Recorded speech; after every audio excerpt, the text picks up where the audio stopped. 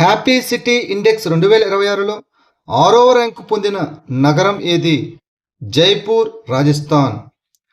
Happy city index 2026లో Jaipur city ప్రపంచవ్యాప్తంగా 6వ స్థానాన్ని దక్కించుకుంది. ప్రపంచంలోని టాప్ 10 సంతోషకరమైన నగరాల్లో చోటు దక్కించుకున్న ఏకైక భారతీయ నగరం ఇది. ఆరోగ్య సంరక్షణ, విద్య, రవాణా, పాలన, ఆవిష్కరణ, పర్యావరణ సుస్థిరత మరియు సామాజిక భాగస్వామ్యం వంటి రంగాలలో జైపూర్ మంచి స్కోరు సాధించింది. ఇక ప్రపంచవ్యాప్తంగా లండన్ మొదటి స్థానం నిలిచింది. ఇటీవల world summit on the information society prize 2026 గెలుచుకున్న సమృద్ధ్ గ్రామ్ ఏ సంస్థ యొక్క ప్రధాన కార్యక్రమం? టెలికమ్యూనికేషన్ల శాఖ. సమృద్ధి గ్రామ్ కార్యక్రమం అనేది భారత ప్రభుత్వ సమాచార శాఖ అనగా మినిస్ట్రీ ఆఫ్ కమ్యూనికేషన్స్ పరిధిలో పనిచేసే టెలికమ్యూనికేషన్ల శాఖ యొక్క ఒక ప్రధాన ప్రాజెక్టు. ప్రతిష్టాత్మకమైన world summit on the information society prizes 2026లో యాక్షన్ లైన్ C6 ఎన్విరాన్మెంట్ విభాగం కింద ఈ ప్రాజెక్టు గ్లోబల్ విన్నర్గా ప్రకటించబడింది. భారత్ నెట్ ప్రపంచంలోనే అతిపెద్ద గ్రామీణ బ్రాడ్బ్యాండ్ ప్రాజెక్టులో ఒకటిగా నిలిచింది.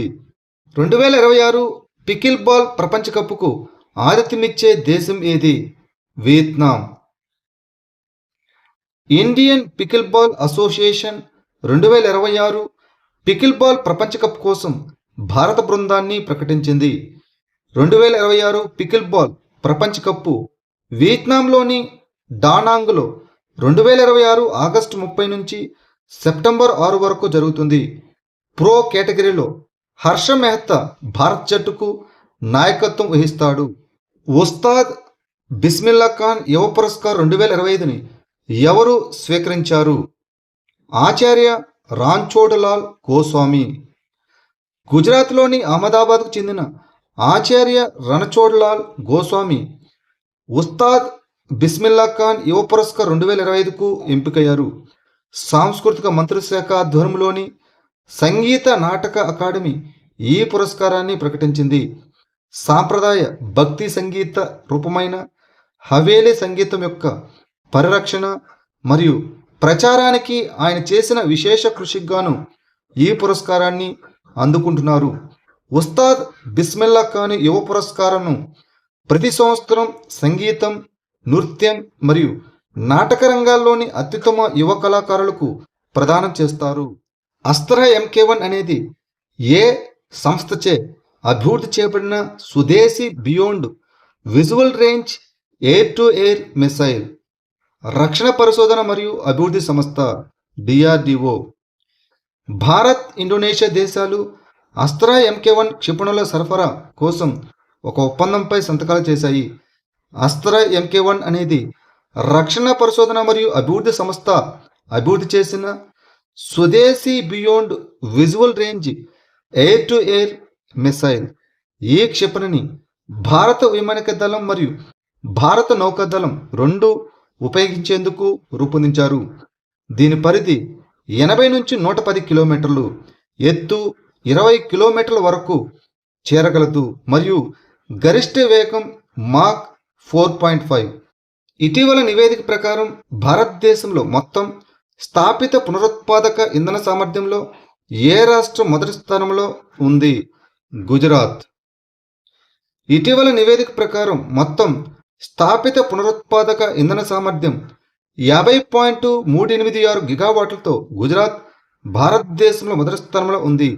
ఈ రాష్ట్రం స్థాపిత పవన విద్యుత్ సామర్థ్యం 15,850.56 మెగావాట్లతో మొదటి స్థానంలో మరియు 13 లక్షలకు పైగా రూఫ్ టాప్ సోలార్ ప్లాంట్ల ద్వారా 7,408.10 మెగావాట్ల విద్యుత్తును ఉత్పత్తి చేస్తూ మొదటి స్థానంలో ఉంది.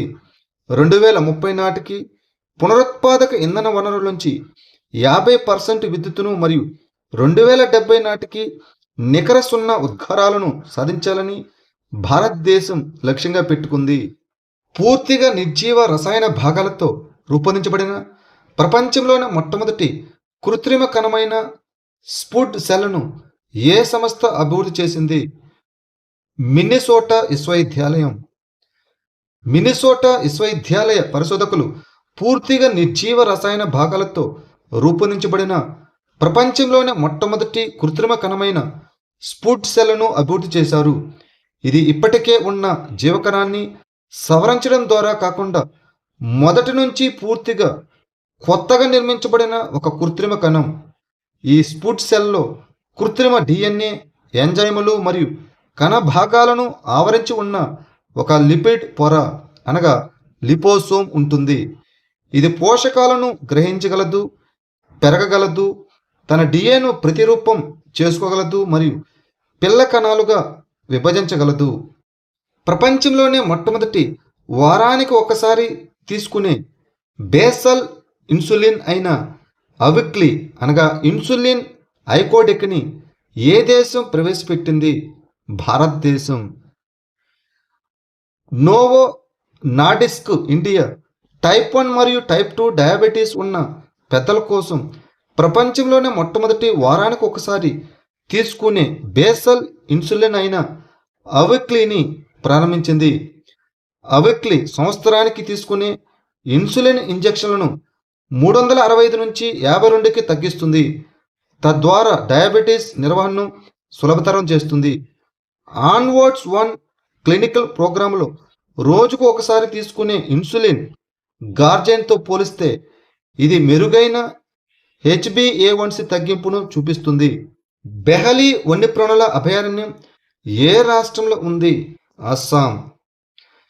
బెహలీ వన్యప్రాణుల అభయారణ్యం అస్సాంలోని సోనిత్పూర్ జిల్లాలో తూర్పు హిమాలయాల పర్వత పాదాల వద్ద ఉంది. ఈ అభయారణ్యం కజిరంగా జాతీయ పార్కును కలిపే ఒక ముఖ్యమైన ఏనుగుల కారిడార్గా పనిచేస్తుంది. ఇటీవల ఆక్రమణలు, పెద్ద ఎత్తున చెట్లను నరికివేయడం మరియు అటవీ సిబ్బందిపై కాల్పులు జరపడం వంటి ఆరోపణల కారణంగా ఈ అభయారణ్యం వార్తలో నిలిచింది. ఇటీవల వార్తల్లో కనిపించిన కడక్వాసల డ్యామ్ ఏ రాష్ట్రంలో ఉంది? మహారాష్ట్ర. పూణే రిజర్వాయర్ పరివాహక ప్రాంతాల్లో కురిసిన భారీ వర్షాల కారణంగా ముఠా నదిలోకి నీటిని విడుదల చేయడంతో పూణేలోని లోతట్టు ప్రాంతాలు జలమయ్యాయి. దీంతో ఇటీవల కడక్వాసల డ్యాం వార్తలో నిలిచింది. మహారాష్ట్రలోని ముఠా నదిపై కడక్వాసల డ్యామును నిర్మించారు. తరచుగా సంభవించే కరువులను ఎదుర్కోవడానికి బ్రిటిష్ సైన్యానికి చెందిన కెప్టెన్ పైప్ ఆధ్వర్యంలో 1869లో ఈ డ్యాం నిర్మాణం ప్రారంభమైంది. ఈ డ్యాం ద్వారా ఏర్పడిన రిజర్వాయర్ను కడక్వాసల సరస్సు లేదా లేక్ పైప్ అని కూడా పిలుస్తారు. ఉల్లాస్ నూతన భారతదేశ అక్షరాస్యత కార్యక్రమం మరియు NEP 2020 కింద భారతదేశంలో 6వ సంపూర్ణ అక్షరాస్యత రాష్ట్రంగా ఏ రాష్ట్రం అవతరించింది? ఉత్తరాఖండ్.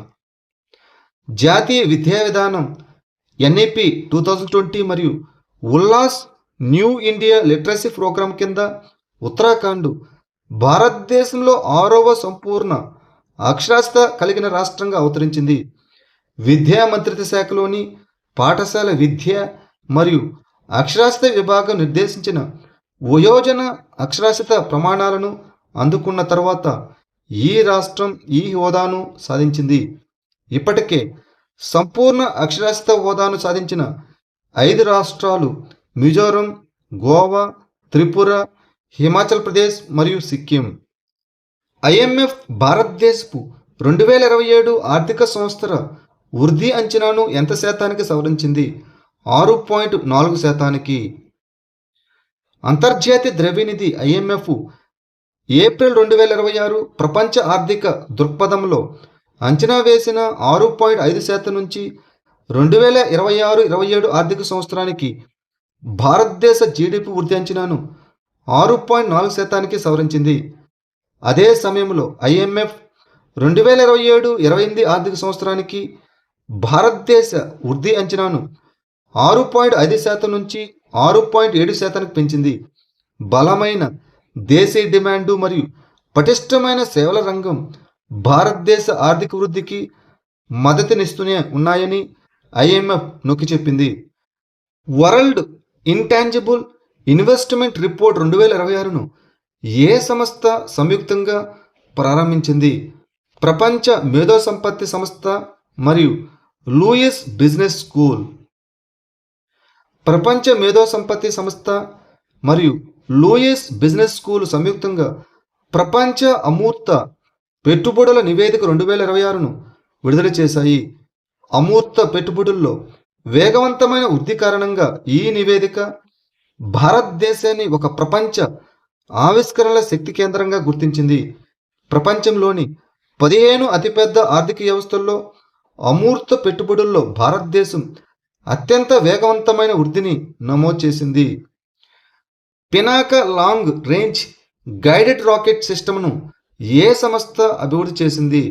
రక్షణ పరిశోధన మరియు అభివృద్ధి సంస్థ డిఆర్డిఓ.